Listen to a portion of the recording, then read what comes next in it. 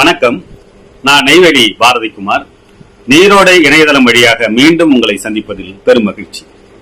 பொதுவாக கதை சொல்லல் அப்படிங்கிறது ஒரு 2-3 வகைப்படும் அப்படின்றது உங்களுக்கு எல்லாம் தெரியும்.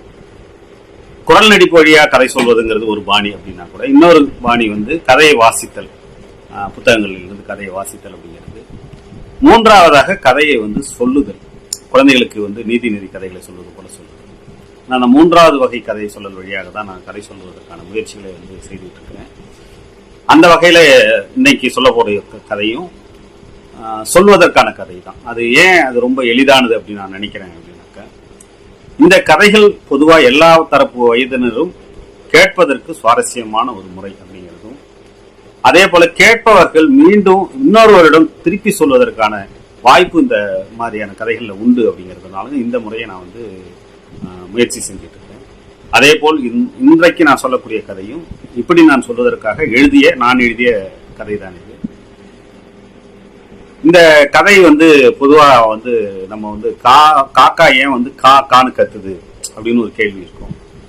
அதே போல கொக்கு ஏன் ஒத்த காலில் நிக்குது அப்படிங்கிற இன்னொரு கேள்வி இருக்கும். இந்த 2 கேள்விகளையும் ஒன்னா இணைச்சு ஒரு சுவாரஸ்யமான ஒரு கற்பனையில் உருவானது தான் இந்த கதை. இந்த கதையினோட தலைப்பு காக்கா காகம் அப்படிங்கிறது. ஒரு காக்கா என்ன பண்ணிச்சான், தான் ரொம்ப கருப்பா இருக்கமே, உலகத்துல எல்லா பறவைகளையும் அழகா படைச்ச கடவுள் ஏன் நம்மளும் மட்டும் இந்த காக்கை இனத்தை மட்டும் ஒரு கருப்பா படைச்சிட்டாரு, அதுல போய் நான் பிறந்துட்டேனே அப்படின்னு ரொம்ப வருத்தமா இருந்துச்சான். அதனால அது என்ன பண்ணிச்சான், கடவுளை நோக்கி தவம் இருந்தது. கடவுள் பிரசன்னமானார். அவர்கிட்ட கேட்டார், ஏன் தவம் இருக்கிற அப்படின்னும்போது காக்கா சொல்லிச்சான், நான் என்ன மட்டும் ஏன் காக்கா இந்த இனத்துல பிறக்க வச்சு கருப்பா பிறக்க வச்சேன், அது எனக்கு ரொம்ப பெரிய ஒரு வருத்தமா இருக்கு, தாழ்வு உணர்ச்சியா இருக்கு. இந்த கொக்கெல்லாம் பார்த்தா எத்தனை அழகா வெள்ளையா இருக்கு, அதனால என்ன கொக்கா மாத்திடு அப்படின்னு கேட்குது. அப்ப கடவுள் என்ன சொல்றாரு, அது பெரிய பிரச்சனை இல்லை, ஆனா ஒரு சின்ன அது நிபந்தனை இருக்கு. ஏதாவது ஒரு கொக்கு காகமா மாற விருப்பப்பட்டதுனாக்கா நீ கொக்கா மாறிடலாம். அதனால நீ ஒரு கொக்கை தேடி அதை காகமா மாறுவதற்கு ஒப்புக்க வச்சுக்கிட்டீங்க, உன்னை நான் கொக்கா மாத்திடுறேன். காகம் தேடிக்கிட்டே இருக்கு. அப்போ ஒரு கொக்கு ரொம்ப வாடி வதங்கி மெலிந்து ஒரு இடத்துல நின்றுட்டு இருந்தது. அந்த கொக்கிட்ட போய் இந்த காகம் கேட்டு, எனக்கு இந்த மாதிரி கடவுள் ஒரு வரம் கொடுத்துருக்காரு, நான் கொக்கா மாறுறதுக்கு.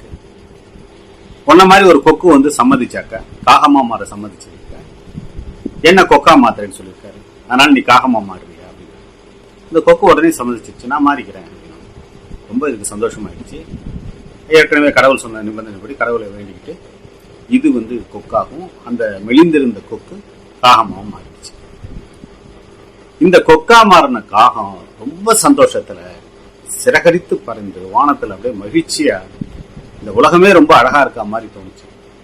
அது குளத்துல போய் உட்காருது, வர்ற மீனெல்லாம் சாப்பிடுது, பறக்குது. அது பெரிய ஒரு சந்தோஷத்தை கொக்கா மாறினப்புறம் நம்ம அனுபவிக்கிறோம் அப்படின்னு நினைச்சிட்டு காலம் மாறிச்சு. கோடைக்காலம் வந்தது. குளமெல்லாம் வத்தி போயிடுச்சு, தண்ணியே இல்லை, மீன் வரத்தும் இல்லை. கொக்கு உட்கார்ந்து இறைக்காக காத்துக்கிட்டே இருந்தது. ஆனா இறையே கிடைக்கல. இது காகத்திலிருந்து கொக்கா மாறினதுனால எங்க போய் நம்ம இறையை தேடுறதுன்னு அதுக்கு தெரியல. இப்படி பசியாட நின்று வாடி வதங்கி மெலிந்து ரொம்ப மோசமான நிலைக்கு அந்த கொக்கா மாறின காகம் மாறிட்டு, ஆஹா இப்பதான் அது நினைக்க ஆரம்பிச்சு, தப்பு பண்ணிட்டோம். காகமா இருந்தப்ப எல்லாரும் கூப்பிட்டு நமக்கு சாப்பாடு போட்டாங்க. அதோட இல்லாம காக்கை இனத்துக்கு ஒரு நல்ல பண்பு உண்டு. தனக்கு ஏதாவது ஒரு இறை கிடைச்சா அதை சக காக்கைகளுக்கு பகிர்ந்து கொடுக்குற ஒரு பண்பு இருக்கும். அப்படிப்பட்ட ஒரு இனத்திலேருந்து நம்ம முட்டாள்தனமா இப்படி ஒரு வரத்தை வாங்கிட்டு மாறிட்டோமே அப்படின்ட்டு, சரி வேற என்ன பண்றது, திருப்பி உட்காந்து தவம் இருக்கு.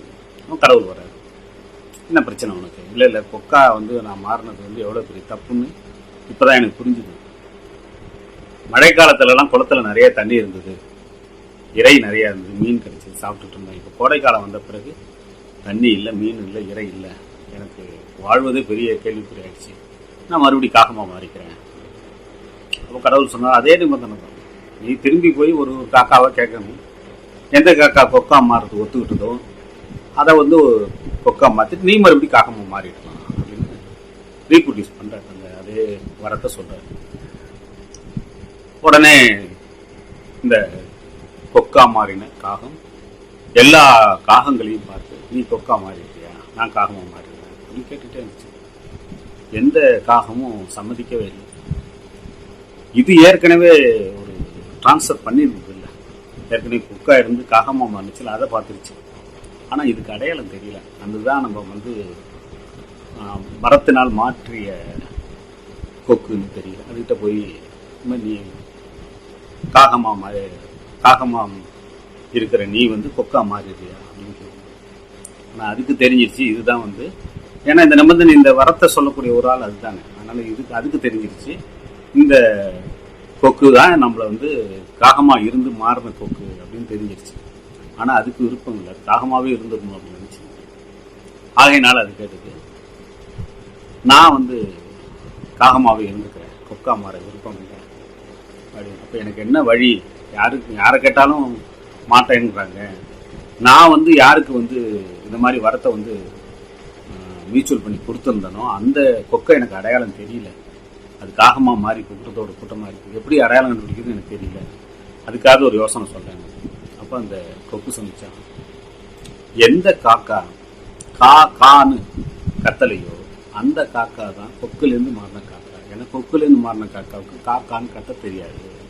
ஆகையினால நீ காத்துக்கிட்டே இரு, எந்த காக்கா வந்து காக்கான்னு கத்தலையோ அதுதான் கொக்குலேருந்து மாறின காக்கா அப்படின்னு சொல்லிச்சான். அன்னையிலேருந்து அந்த கொக்கு ஒத்த காலில் நின்று எல்லா காக்கையும் பார்த்துக்கிட்டே இருந்துச்சு. எது காக்கான்னு கத்தலையோ அந்த காக்கா தான் நம்ம வந்து மியூச்சுவல் பண்ண காக்கா அப்படின்னு. அன்னையிலேருந்து எல்லா காக்காவும் காக்கான்னு கத்திக்கிட்டே இருந்துச்சான்.